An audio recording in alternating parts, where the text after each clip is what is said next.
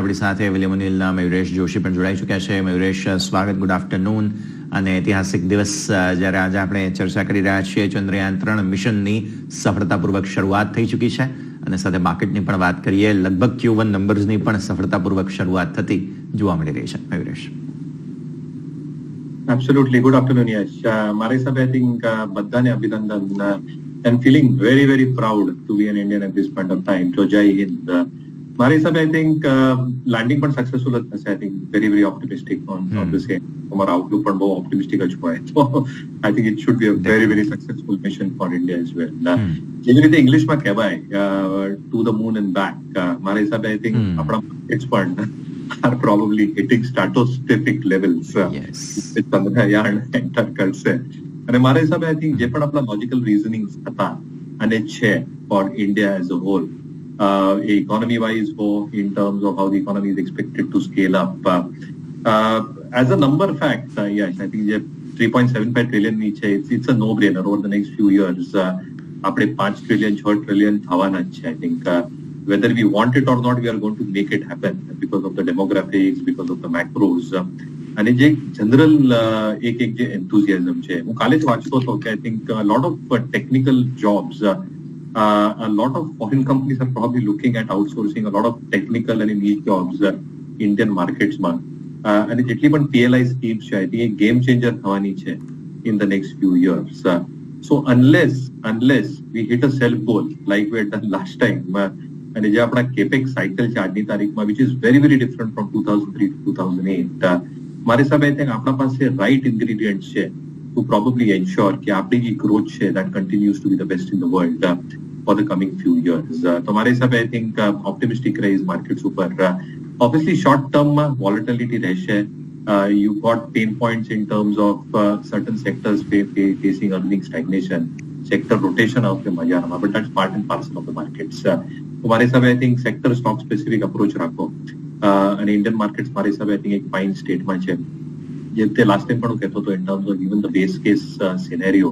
I think a base case scenario for Nifty, assuming even earnings degrowth for export-oriented sectors, the Nifty base case still remains at 18,600, 18,800.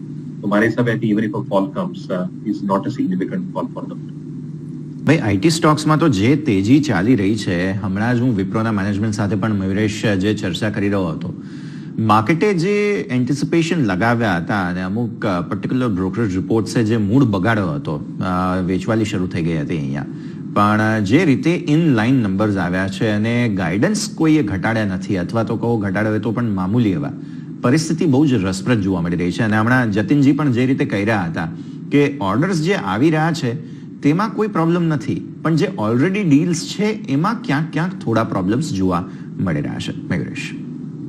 Absolutely. Even TCS ની management યાર તમે જોશો તો I think બહુ સાફ રીતે કીધું, કહી રહ્યા હતા કે I think જે પણ ઇનિશિયલ હશે ઓર્ડર શોર્ટ ટર્મ માટે એમાં થોડું પેન રહેશે 1-2-3 ક્વાર્ટર માટે, પણ I think નેક્સ્ટ યર માટે I think કઈ પ્રાઇસિંગ ઇશ્યુઝ નથી બેલેન્સ શીટ ઉપર.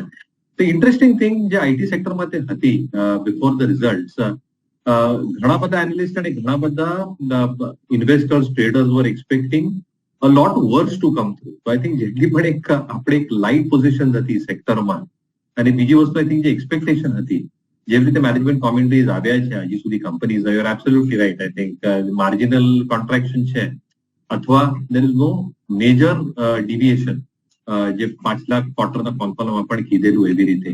આટલા માટે I think જેટલી એક વર્સ્ટ ઇમ્પેક્ટ આપણે લાગતી હતી આઈટી સેક્ટર માટે because of the banking crisis યુએસમાં જે થયું હતું એક ક્વાર્ટર પહેલા, ઓર જે યુરોપમાં ઇન્ફ્લેશન રિલેટેડ ઇશ્યુઝ છે એમાં ઓર્ડર વેઝમાં કેટલી I think તકલીફ રહેશે, I think that has not played out meaningfully. So I think it's a good sign. અને આટલા માટે I think જેટલી પણ તમે short covering stroke long position જે એડ જોઈ રહ્યા છો for large cap IT, mid cap IT, I think is based on this reasoning itself. So મારા હિસાબે I think if mid cap IT companies give a reasonable performance અને commentary સરસ હશે તો મારા હિસાબે I think new highs પર નીકળી જશે. ડેફિનેટલી. તો આવ્યું તમને યાદી ખાસ બનતો જોવા મળી રહ્યો છે આઈટી સ્ટોક્સમાં જબરદસ્ત, જેમ કિરણે કહ્યું 3 વાગ્યા બાદ તો જે મૂવ આવી છે અને ઇન્ટ્રાડે 4.5%, જો કોઈ દિવસે આઈટી ઇન્ડેક્સ ચાલ્યો હોય મેટલ કાઉન્ટર્સની તેજી જે છે આપણે આમ તો ચર્ચા કરેલી છે મયુરેશ પહેલા પણ આ ફરી એકવાર અપડેટ લેવું જોઈએ બિકોઝ નોન સ્ટોપ તેજી. ટાટા સ્ટીલ જુઓ તમે, સ્ટોક સ્પ્લિટ થયો પછી કેટલી નર્વસનેસ હતી, 90, 98, 96 અને ત્યાંથી પછી 116 ને ઉપર નીકળી રહ્યો છે.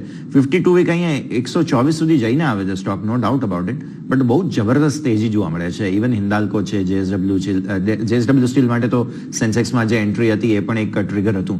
તો આ બધા જ સંકેતો પર ખાસ એક વખત ફરી એકવાર અપડેટ લેવાનું રહેશે આપણે મયુરેશ મેટલ કાઉન્ટર્સ પર. પહેલું આઈ થિંક પાછું એક્સપેક્ટેશન છે કે ચાઇના સ્ટિમ્યુલસ આપશે અને એના કારણે I think significant demand for metal companies. That's trigger number 1. અને બીજું ટ્રિગર છે ડોલર ઇન્ડેક્સ. આજે ડોલર ઇન્ડેક્સ એનું પ્લેસમેન્ટ જો which obviously becomes very very favourable ઘણી બધી મેટલ કંપનીઝ માટે. જે ઓબ્વિયસલી થર્ડ ટ્રિગર છે which obviously will play out meaningfully over the next few years is aluminum and the usage of aluminum in batteries. તો હવે જે તમે Leon battery જોશો, જે કેથોડ અને એનોડ લેયર છે, જે આઉટર લેયર કેસિંગ છે, almost 20-21% will be required in terms of aluminum casing itself. તો ક્યાં ના ક્યાં આઈ થિંક જે મલ્ટીપર્પઝ યુઝેસ આવશે એલ્યુમિનિયમ માટે, apart from normal use that comes through. Hindalco જેવી કંપની જેના એલ્યુમિનાના બેકવર્ડ ઇન્ટિગ્રેશન છે અને બેકવર્ડ ઇન્ટિગ્રેશન કારણ ક્યાં ના ક્યાં આઈ થિંક જે ઇન્ટિગ્રેટેડ EBITDA per ton છે, that can probably improve. Similarly for steel companies, I think domestic demand has held up pretty well.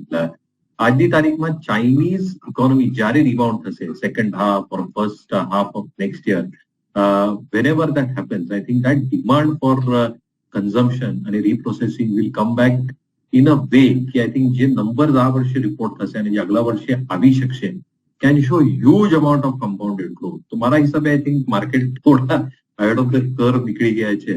They are probably looking at certain things happening on a positive scale.